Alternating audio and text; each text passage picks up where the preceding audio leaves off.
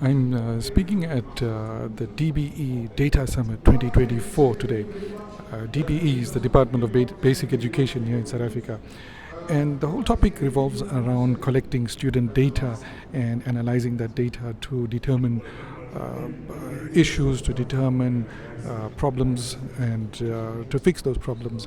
I'm coming up next actually, and my talk is going to revolve around the why.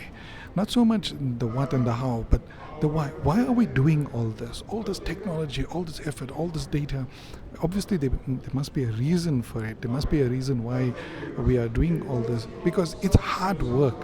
What I'm getting from here is that there's a lot of challenges and many more challenges ahead, and it's hard work. So what makes it all worth it? What makes it worth it is that education can transform lives. And when we do technology not just for the sake of tech, big data, not just for the sake of it or because it's fancy, but because it has the potential to transform lives. Imagine the power to be able to detect at-risk students in a certain area, in a certain part of the country, and to determine exactly what the situation is, what their problems are. Is it education related? Is it related to a certain subject? Is it social problems, social issues?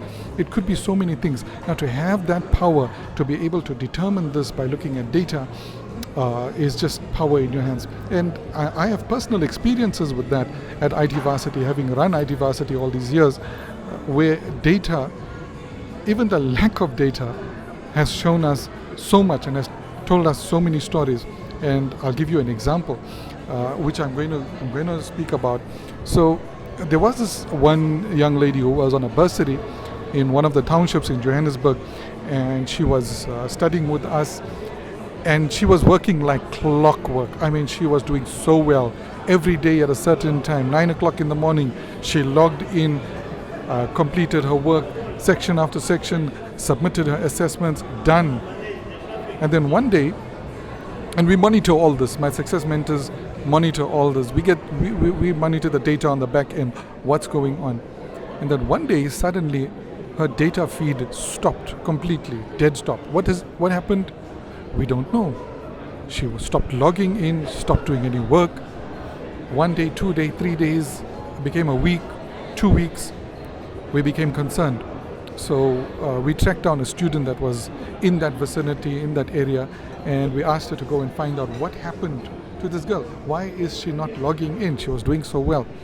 So the student goes and diligently she makes inquiries, and she finds the house of this young lady, and she goes and speaks to her, and the report she gives us, the report back was absolutely horrific. That young lady was almost raped. She was brutally attacked and had survived a rape attempt, and she was physically, emotionally, intellectually, she was a wreck, an absolute wreck. Now, if it wasn't for us collecting this data, if it wasn't for my success mentors being sharp about it, being concerned for this girl, and asking a student to go and inquire, we would never have known this. Nonetheless, we had to jump to action, and what we did was we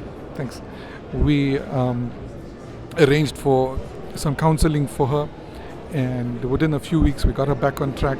She continued her studies, she graduated, and now she's out there working in the tech world. This is the power of data.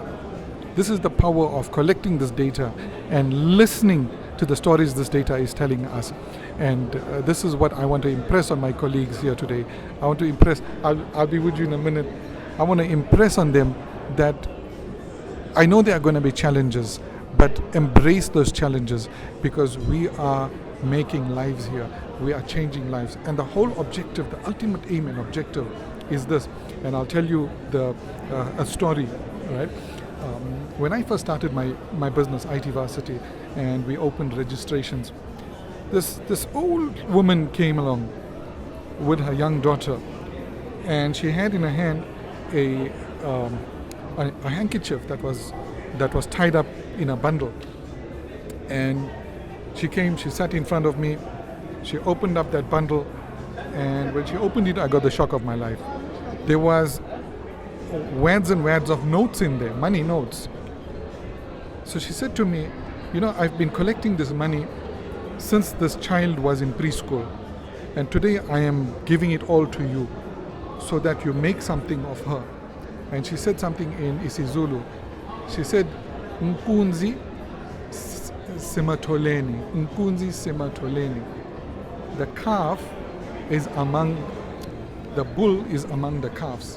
What she meant by that is, today's children are going to be tomorrow's great leader. In other words, she's telling me, make a great leader out of this girl, make a great leader out of this child.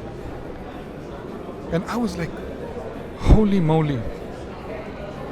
So that's why I'm doing what I'm doing. She actually, that day, she gave me my why.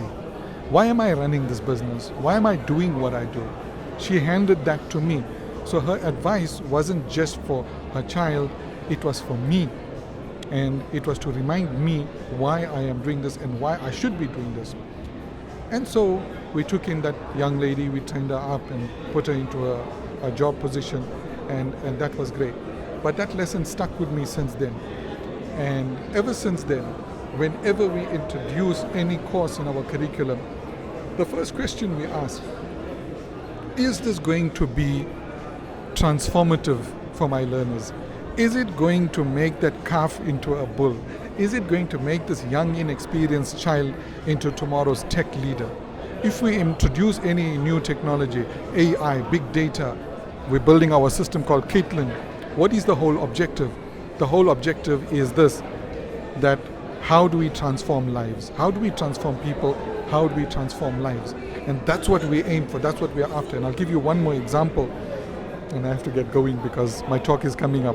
The one more example, there is this youngster who joined me from somewhere in rural KwaZulu-Natal, somewhere near Pietermaritzburg. If I'm not mistaken, it's a place called Kwanyuswa.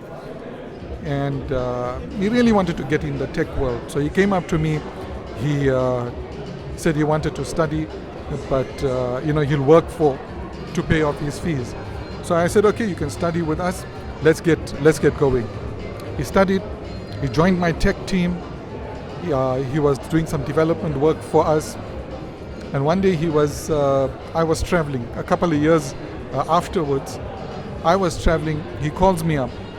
He said, Mr. Bilal, I've got some bad news. So I'm like, son, what is the bad news? What happened? He said, I got another job offer. But if you ask me to stay with you, I will stay with you. I'm very happy here. So I asked him, who made you that job offer? He says, Amazon. Yeah, the Amazon. I said, son, you must be crazy not to accept a job offer from Amazon. And even if you don't take the job, I will fire you so that you go and you're forced to take that job. This is an opportunity of a lifetime. Take this opportunity.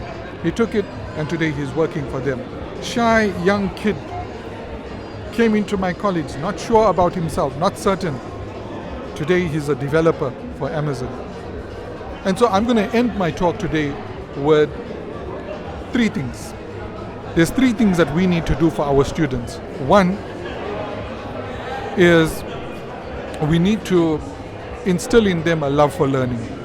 Two, we need to make them believe in themselves. And three, we need to make them spread their wings and become the best version of themselves. And as far as the educators goes, my appeal to them is RACE. Constantly read, learn, grow yourself. Don't become comfortable where you are. The world is changing. A, anticipate problems and opportunities. C, create solutions. And E, execute, jump to action, try things out. Don't be afraid, don't be scared to try things out. Mistakes will be made, but we learn from our mistakes. So, ready to get on stage, but let me show you. Let's do a quick sweep of the area. Yeah, I'll be talking on that stage. No pressure.